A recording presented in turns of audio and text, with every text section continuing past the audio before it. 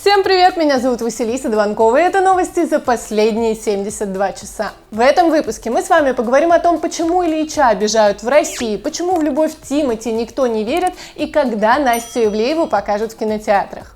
Погнали! Илья Прусикин, он же Ильич, недавно выложил новое видео, в котором назвал своих фанатов сумасшедшими и даже заявил, цитирую, что у них говно в головах. Ребята, вы ебаные! Так сильно Прусикин обиделся на соотечественников, потому что у него накипело. Еще 8 лет назад, когда он выкладывал клип Everyday I'm Drinking, на его и его группу, соответственно, обрушился хейт не от зарубежных пользователей, а именно от наших соотечественников. Все эти годы, как говорит Ильич, он молчал, но когда увидел, как сильно хейтят Манижу, которая, напомню, заняла на Евровидении 9 место, чаша его терпения лопнула. Он припомнил российской аудитории всю грязь и хейт, которая выливалась на него все эти годы. Что бы ты ни делал, все говно, все говно. Говно в ваших головах. Он заявил, что не понимают, почему у русских главные враги сами же русские. Как можно друг друга так ненавидеть? Однако в сети нашлись люди, которые не совсем его поддержали. Многие заявили, что со своих спрос больше. И также напомнили, что Джастина Бибера, например, на его родине хейтили никогда не меньше, чем наши хейтят русских исполнителей. Хотя мне абсолютно непонятно, за что можно хейтить Джастина Бибера. По-моему, он душка. Если вы считаете так же, обязательно напишите об этом в комментариях. В России меньше болеют раком. Это я традиционно делюсь с вами хорошими новостями из мира медицины. Все знают, как опасны раковые заболевания и что такое горе может случиться в каждой семье. Но, к счастью, в нашей стране раком болеет все меньше и меньше. Вот так как-то. К примеру, внештатный онколог Минздрава подсчитал, что за прошлый год количество заболевших онкологией снизилось почти на 13,5% в сравнении с 2019 годом. Лучше этой новость будет только новость, в которой наши ученые изобретут лекарства от рака. Я верю, что в будущем им и это под силу. Егор Шип, возможно, споет с Киркоровым. В последнее время у нас много скандалов между старшим и младшим поколениями. То Лариса Долина с Валей Карнавал что-то не поделят, то Лайма Вайкулина гонят на всех современных исполнителей. Но многие молодые артисты были бы счастливы спеть с мэтрами. Так Егор Шип утверждает, что во что бы это ни стало, состоится их фит с Филиппом Киркоровым. Что по итогу выйдет и согласится ли Филипп на такую авантюру, пока не ясно. Но будем надеяться, что следование Киркоровым современных тенденций не закончится так, как у них было в тандеме с Басковым в клипе «Ибица».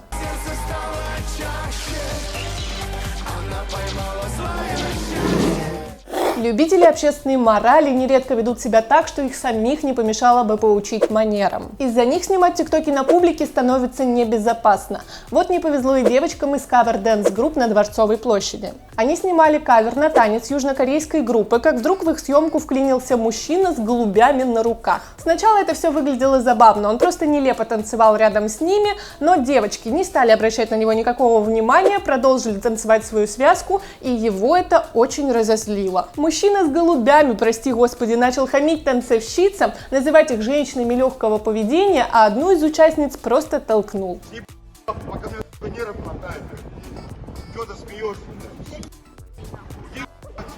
Это, знаете, наверное, один из тех мужиков, на которого, когда красивая девочка не обратила внимания, то он называет ее шлюхой. По логике «не дала» значит шлюха. В общем, все это продолжалось, пока очевидцы не заступились за девочек и не вызвали на место происшествия полицию. Тимати нас обманул. Уже давно известно, что победительницей последнего холостяка, собственно, с Тимати стала Екатерина Сафарова. Девушка, естественно, активно ведет в соцсети. После того, как проект завершился, она показала кольцо.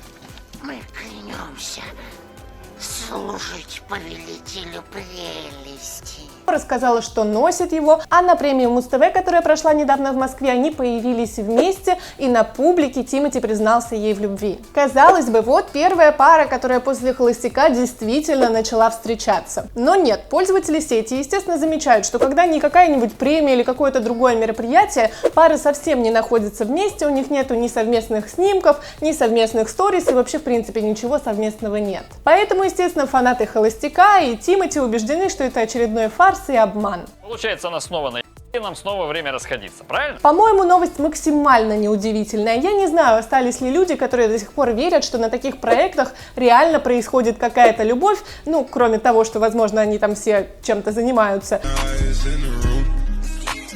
и потом действительно складываются пары. Лично я считаю, что ни одна порядочная девушка, конечно, не стала бы участвовать в таком шоу, несмотря на то, кто является холостяком. Напишите мне, пожалуйста, в комментариях, что на эту тему думаете вы.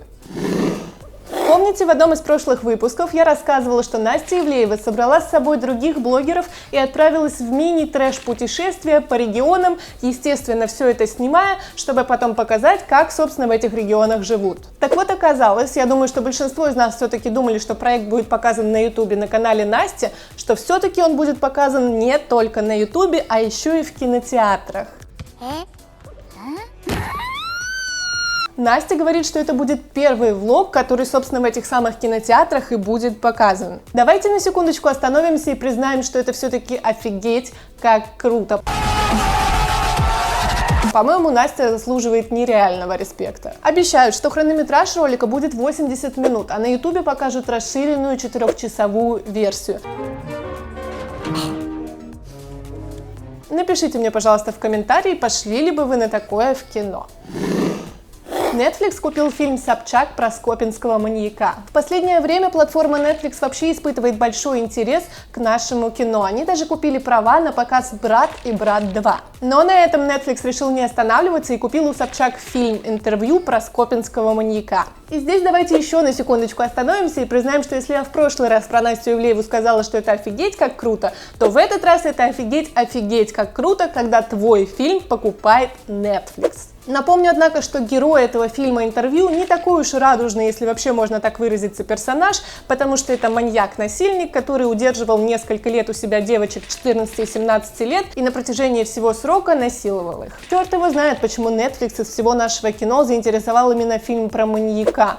Напомню, что когда это интервью вышло у Собчак, было очень много негатива на ту тему, почему это интервью вообще было сделано и вообще вышло. И много негатива — это еще мягко сказано. Собчак захейтили все, кто только можно, чего, если честно, я не понимаю. По-моему, Ксения абсолютно права, когда говорит, что работа журналиста — это не только освещать хорошие новости, но и показывать ужас нашего мира, какие-то несовершенства. Лично мне было очень интересно посмотреть это интервью с точки зрения просто того, чтобы понять, как мыслит человек, который похитил 2 девушек и удерживал их у себя в подвале несколько лет. Это что-то такое об общем развитии в психологии. Ты не можешь изучать только положительные кейсы. Ты по-любому должен изучать еще сумасшедших людей, маньяков и вот всех тому подобных. Видимо, руководство Netflix придерживалось какой-то похожей логики, и теперь весь мир сможет увидеть этот фильм.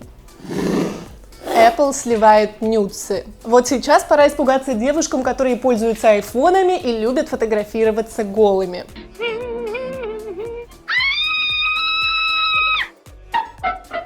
Еще в 2016 году одна девушка сдала свой iPhone в ремонт, а потом у нее на странице в Фейсбуке появились ее голые фотки и даже пикантные видео с ее участием. Опуская все детали, спустя 5 лет после происшествия Apple наконец-то выплатила ей компенсацию в $5 миллионов. Поэтому девушки, да и парни, в принципе, будьте осторожны, когда несете свой телефон в сервис. Ну или не будьте, и, возможно, через несколько лет у вас появится возможность стать долларовым миллионером.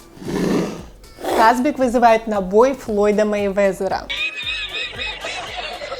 В одном из прошлых выпусков я уже анонсировала самый маленький бой, в котором собираются подраться блогер из Дагестана Хасбик и таджикский певец Абдурозик. Боже, я надеюсь, что сейчас правильно произнесла их имена, а не как в прошлый раз. Если опять неправильно, пожалуйста, поправьте меня в комментариях. Так вот, результаты их маленького боя пока неизвестны, но Хасбику так и не терпится подраться с кем-то посерьезнее. Так, например, он решился вызвать на бой американского известного боксера Флойда Мейвезера. Понятно, что, так скажем, от стандартных бойцов, которых обязательно притянут за слова, Хасбик может кидать вызовы кому угодно и, скорее всего, ничего ему за это не будет. Думаю, для Хасбика это беспроигрышный пиар, потому что Флойд Мейвезер, естественно, не согласится. Хотя недавно этот Флойд Мейвезер все-таки подрался с человеком, который бросал ему вызов, но при этом не является боксером. Он подрался с блогером Логаном Полом, которого я, кстати, смотрела в детстве и до сих пор подписана на него в Инстаграме, и когда я увидела его на одном ринге с Мейвезером, я прям даже не знала, что думать, потому что Логан, по-моему, никогда не был боксером. Они провели целых 8 раундов, и надо сказать, что блогер достойно отбивался от боксера.